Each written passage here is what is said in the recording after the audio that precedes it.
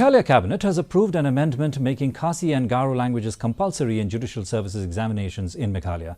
Informing this after a cabinet meeting on Tuesday, the State Law Minister James P.K. Sangma said the amendment of the State Judicial Services rules seeks to make it mandatory for candidates to secure pass marks in either Khasi or Garo language, two major languages of Meghalaya.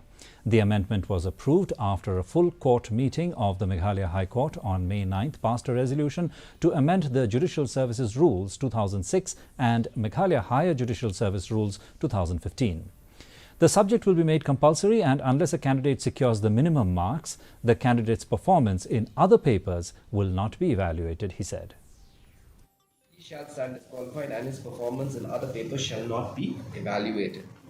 So this matter was also discussed, and this is, I think, a very welcome step, considering that the state is also pushing for inclusion of Khasi and Garo in Schedule 8 of the Constitution of our country.